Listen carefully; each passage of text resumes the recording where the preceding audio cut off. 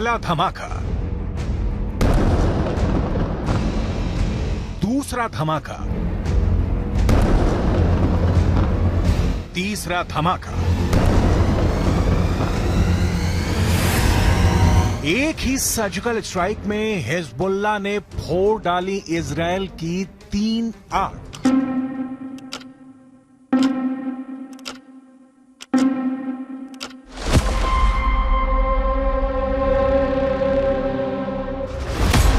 पहली आंख, दूसरी आंख, तीसरी आंख। हिजबुल्लाह ने मिसाइल अटैक करके इजरायल की 3 आंखों को फोड़ दिया। ये मेरान एयर सर्वेलेंस बेस है और यहां इजरायल के रेडार और कम्युनिकेशन सिस्टम थे जिससे वो लेबनान में हिजबुल्लाह पर नजर गड़ाए रहता था।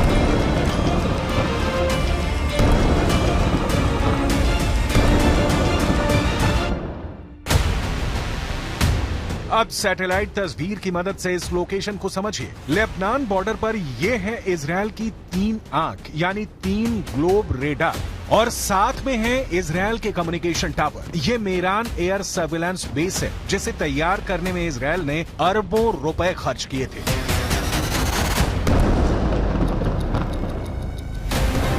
यही वजह है कि लेबनान के हिजबुल्लाह ने इसे अपना सॉफ्ट टारगेट बनाया। बेरूत में हमास के डिप्टी चीफ सालेह अल अरूरी की मौत के बाद यह हिजबुल्लाह का इजरायल पर सबसे बड़ा हमला है।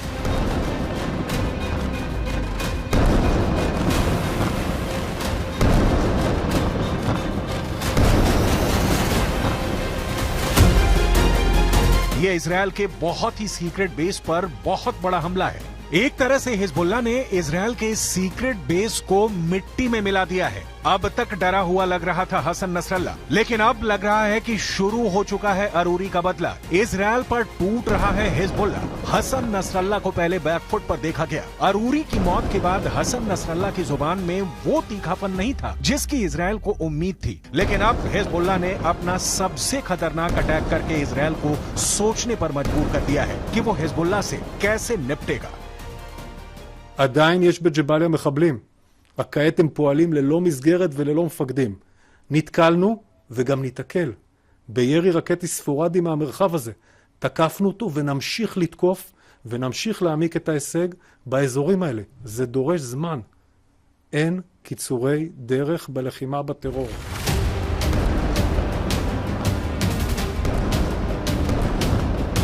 इस वक्त लेबनान और इजरायल के मौत वाले बॉर्डर पर हिजबुल्लाह का पूरा कंट्रोल है। हिजबुल्लाह अब ऐसी मिसाइल फायर कर रहा है जिसके आगे इजरायल के टैंक अपनी तोप रगड़ते हुए नजर आ रहे हैं। हिजबुल्लाह ने निकाली हैं 3 बहुत ही खतरनाक एंटी टैंक मिसाइल और मल्टी बैरल रॉकेट लॉन्चर। ये मिसाइल ईरान से सप्लाई की जाती रही हैं और ऐसी मिसाइलों का हिजबुल्लाह के पास बहुत बड़ा जखीरा है। हिजबुल्लाह 3 तरह की एंटी टैंक गाइडेड मिसाइल इस्तेमाल कर रहा है। ये है कॉर्नेट, इसकी रेंज 5 किलोमीटर तक है। ये रूस की मिसाइल है, लेकिन अब ईरान इसका देसी वर्जन देहलाविया तैयार कर चुका है और ऐसी बहुत सी मिसाइल अब हिजबुल्लाह के पास है। दूसरी है BGM-71 TOW टो anti tank guided missile. Range है 3.5 किलोमीटर। ये अमेरिका में बनी मिसाइल है, लेकिन अब इसकी नकल ईरान तैयार कर रहा है और उसने हिजबुल्लाह को सप्लाई की है। तीसरी है 85 कॉनकोर्स, रेंज 4 किलोमीटर। ये भी रूस ने बनाई है और अब ईरान में ये तोसान नाम से तैयार की जाती है। इन्हीं मिसाइलों से हिजबुल्लाह ने इजरायल के मेरान एयर सर्विलांस बेस पर हमला किया है।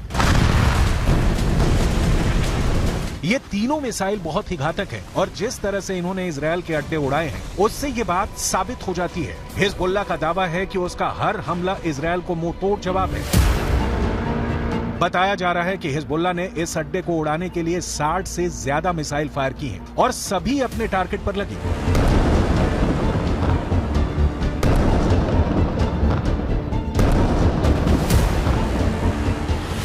ये मेरान एयर सर्विलांस बेस के अंदर की तस्वीरें हैं जिन्हें बहुत ही सीक्रेट माना जाता है। ये बेस 1967 में बनाया गया था ताकि लेबनान बॉर्डर पर नजर रखी जा सके। इसका कंट्रोल इजरायल की एयरफोर्स के पास है। इस बेस से हवाई टारगेट को भी ट्रैक किया जाता रहा है और रॉकेट और तोप के गोलों को भी ट्रैक किया जाता है ताकि लेबनान बॉर्डर से लगे उत्तरी इजरायल के इलाकों को सुरक्षित रखा जा सके। दक्षिण लेबनान और उत्तरी इजराइल के बीच जो बॉर्डर है वहाँ तनाव बहुत ज्यादा है। कब कहाँ बम फटेगा, कहाँ धमाका होगा, ये या तो हिजबुल्लाह जानता है या फिर इजराइल की सेना। वैसे यहाँ के लोगों को भी पता है कि बहुत जल्दी युद्ध का एपिसेंटर गाजा से निकलकर लेबनान तक पहुँच सकता है। यहाँ तैनात संयुक्त राष्ट्र की सेनाएं भी अलर्ट मोड पर हैं। लगातार पेट्रोलिंग हो रही है। हमास के डिप्टी चीफ सालेह अल अरूरी की मौत के बाद हिजबुल्लाह के सामने बस दो ही विकल्प है, या तो उसे मरना होगा या उसे मारना होगा। यही वजह है कि हिजबुल्लाह ने इजराइल के अड्डों को टारगेट करना तेज कर दिया है। इस वक्त पश्चिम एशिया में युद्ध की जो आग लगी हुई है, गाजा पर बमबारी के बीच हमास और इजराइल के बीच जिस तरह की टक्कर हो रही है, उसमें अब नया खतरा इजराइल और लेबनान बॉर्डर का भी है। यहाँ भड़के शोले अब युद्ध की इस आग को 10 गुना भड़का सकते हैं और अब दुनिया में सिर्फ 4 लोग इसे कंट्रोल कर सकते हैं। पहले हैं इजराइल के प्रधानमंत्री बेंजामिन नेतन्याहू, दूसरे हैं ईरान के राष्ट्रपति इब्राहिम रईसी, तीसरे हैं अमेरिका के राष्ट्रपति जो बाइडेन और चौथे हैं यूरोप से लेकर अमेरिका तक सबको हिला देने वाले रूस के राष्ट्रपति व्लादिमीर पुतिन। इस वक्त सबसे ज्यादा एक्टिव ईरान है। खासकर किरमान में आतंकी धमाकों के बाद ईरान ने हिजबुल्लाह और यमन के हूथी विद्रोहियों को चौकन्ना रहने के लिए कहा है। ईरान ने इन दोनों मिलिशिया तक पहले ही इतने हथियार पहुंचा दिए हैं कि अगर इजराइल ने गाजा पर बमबारी नहीं रोकी तो हिजबुल्लाह और हूथी दोनों इजराइल पर बम बनकर फट सकते हैं। ये बात नेतन्याहू भी जानते हैं। הנחתה את צה"ל לצאת למלחמה כדי לחסל את החמאס, להשיב את חטופינו ולהבטיח שעזה לא תהיה עוד איום על ישראל. אסור לעצור את המלחמה עד שנשיג את כל היעדים הללו.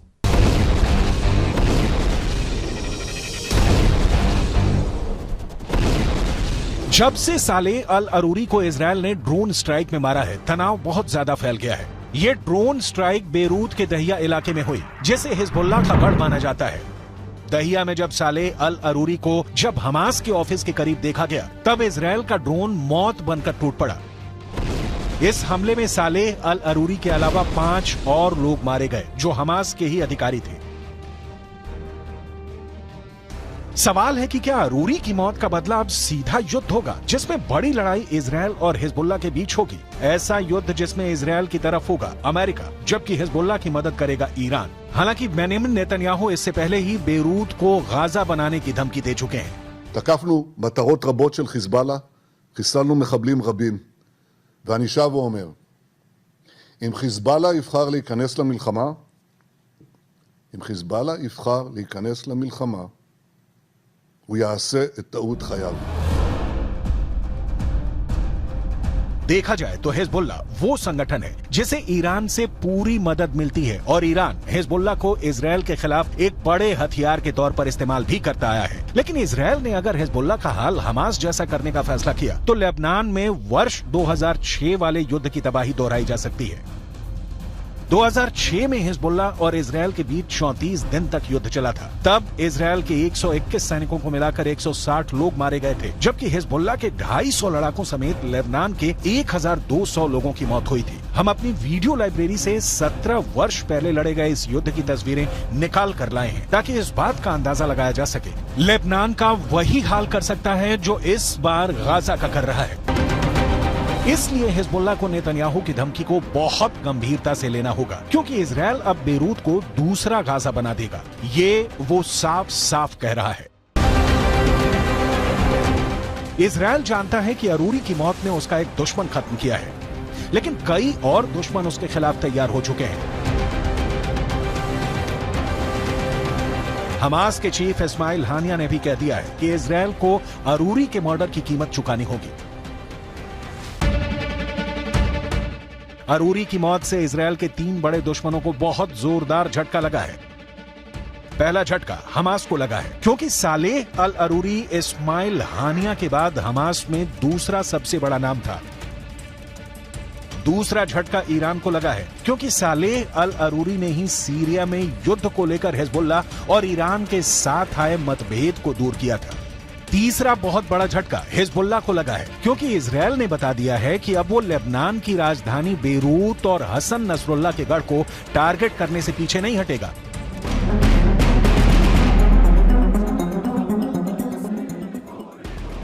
इस वक्त गाजा के बाद वेस्ट बैंक में भी युद्ध के हालात बनते नजर आ रहे हैं। सालेह अल अरूरी की मौत के बाद वेस्ट बैंक में प्रदर्शन शुरू हो गए हैं। सड़कों पर हजारों लोग इजरायल के खिलाफ उतर आए हैं।